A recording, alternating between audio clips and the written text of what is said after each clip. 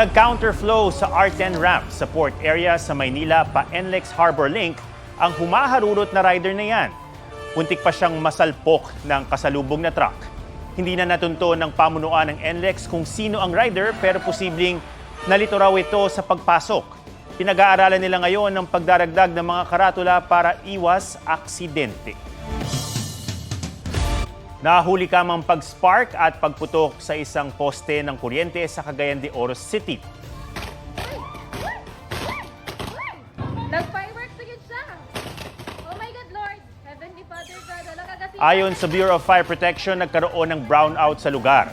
Pagbalik ng supply ng kuryente, saka pumutok ang poste. Wala namang nasugatan sa insidente. Paalala ng mga otoridad, tiyaking maayos ang mga linya ng kuryente para maiwasan ang sunog.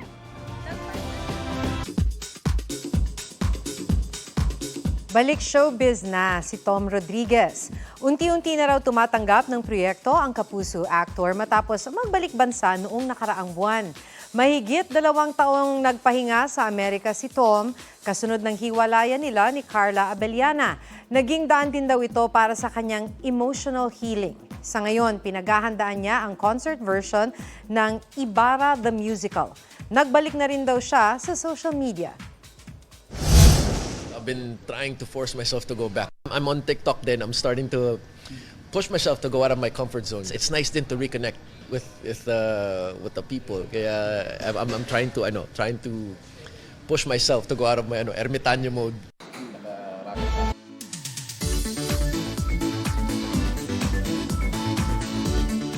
Isang campsite ang dinarayo sa Bukidnon dahil sa pang-out of the country view nito. G tayo sa pasyalan na yan na mala New Zealand ang vibes sa report ni Oscar Oida.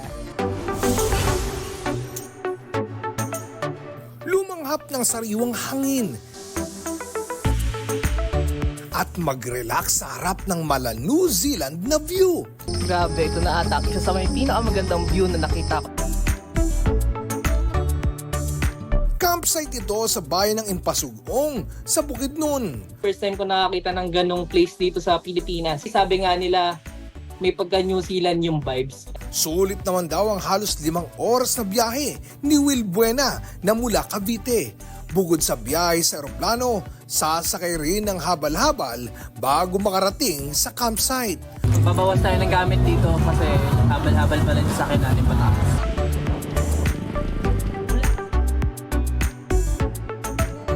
Pagdating sa destinasyon, magpahinga sa mga kubo na pwedeng rentahan. Solar-powered ang mga ito, kaya tiyak na may kuryente hanggang alas 8 ng gabi.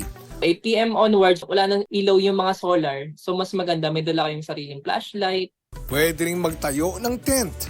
Pag sikat ng araw, mag-almusal sa likod ng mala-painting na tanawin ng Mount Culago. Pwedeng magdala ng sariling pagkain o bumili sa mismong campsite. May enjoy rin ang extreme swing at mga hammock at nets sa gilid ng bangin. Sa mga nais bumisita, makipag-ugnayan muna sa Impasugong Tourism Office para sa mas ligtas na biyahe.